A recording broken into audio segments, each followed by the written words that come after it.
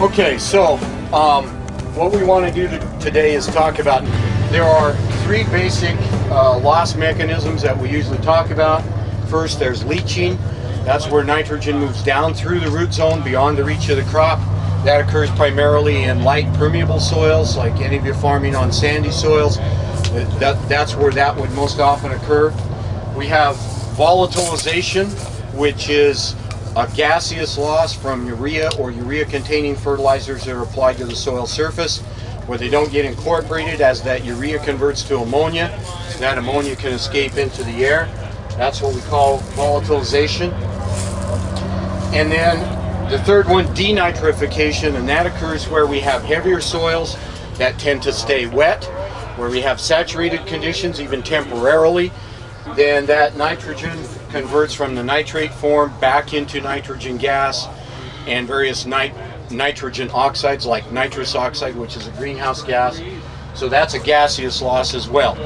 This is important because these losses not only create environmental hazards like water quality and air quality issues, but they're also an economic loss. Every pound of nitrogen that leaves the soil, doesn't get into the crop, is a pound of nitrogen that you spent money on that you didn't get value from. So we're trying to keep it in the soil where the crop can use it. So we want to do everything we can to prevent those losses because it has both economic and environmental consequences. So what is ESN and how does it work? ESN is a polymer-coated controlled release nitrogen fertilizer. It's the only controlled release fertilizer that's widely available in agriculture. There are a lot of different control release products that are used in turf and horticulture, nursery production, golf courses, but ESN is the only control release fertilizer that's widely used in ag. So what we do is take regular urea, we wrap a polyurethane coating around that urea, form a physical encapsulation. So in contrast to some of the other products which are chemical inhibitors, this forms a physical barrier that regulates the nitrogen supply to the crop. So it's a dry granular fertilizer. This is ESN as it comes from the dealer, as it comes from our plant. There are a couple of samples here that we've put in water.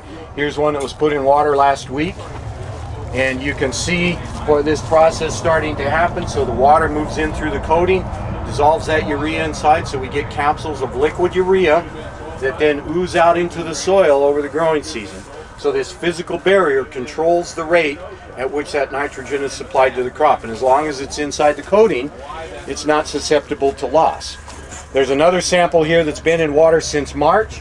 So you can see what it kind of looks like towards the tail end here. You can see those little capsules of liquid urea. You can see through them. You can see a few of them in here. Most of these are still not hydrated. They're opaque. You can see they're solid urea, still looking like the original product.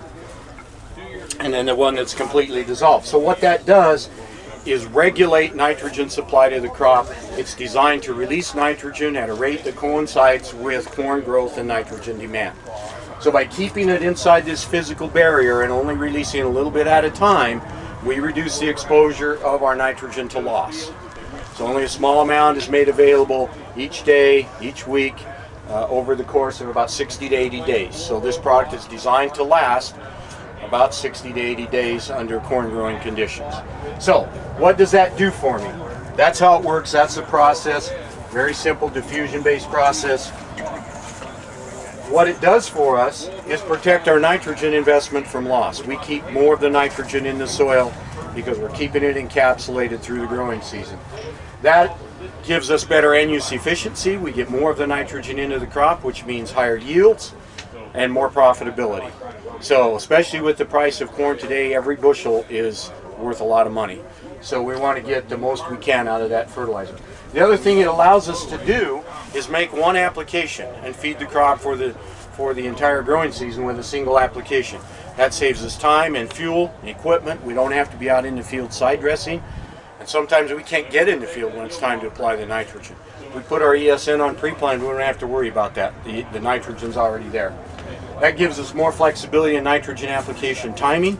In this plot, for example, the fertilizer was applied May 4th. The corn was planted May 24th, so 3 weeks later.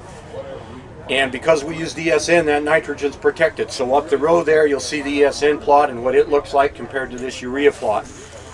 Because we keep that nitrogen encapsulated, it gives us a lot of flexibility. And you all know what the weather was like here in May. There was a lot of rain, it was very wet, a lot of nitrogen loss, and you can see the symptoms of that on this urea plant where some of that nitrogen's been lost.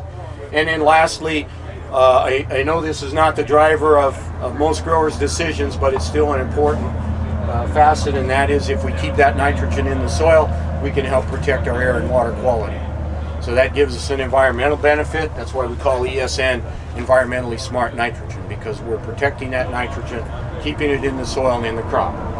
So that's some of the things that control release fertilizer ESN can do for you. This next chart, what I want to show you is a summary of the corn research that we've been doing over the last 10 years or so. This is a summary of several hundred site years of university plot data, replicated plots all across the Corn Belt.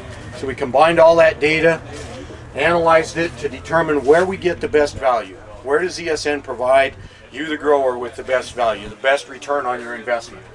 So in that analysis, we found that there were three important factors that drive that nitrogen response. The biggest is precipitation. When we don't have a lot of rainfall, we don't have nitrogen loss. It doesn't much matter how we put our nitrogen on, so we don't see as much benefit from ESN. When we have higher rainfall, like we've had in the Corn Belt the last 4 or 5 years, that's where we get the biggest response to ESN. That's where we get the greatest value.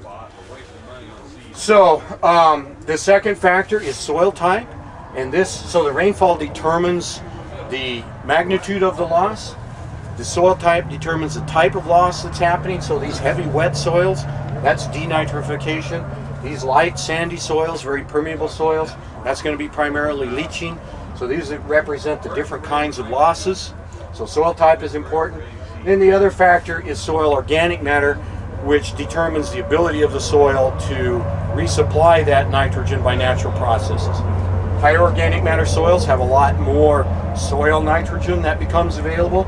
So while the frequency of the response is similar, the magnitude is less because there's more nitrogen being released, mineralized from organic sources. So the places where we see the greatest value, where we have higher rainfall, more potential for loss, lower organic matter soils, and leaching or denitrifying or volatilizing conditions.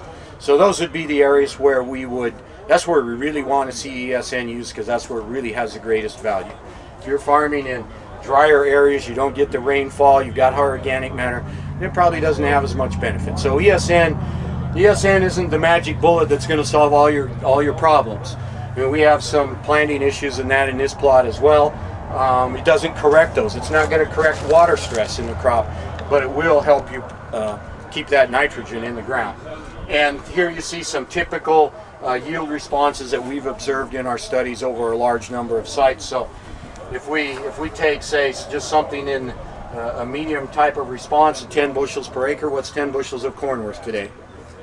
So that's worth at $6 a bushel. That's about 60 bucks. So that's pretty valuable. And if we go up here to a 20 bushel yield response, now we're looking at $120 an acre in value for ESN. So there's quite a real value to protecting that nitrogen and growing better yields. So that's how ESN works, what it is.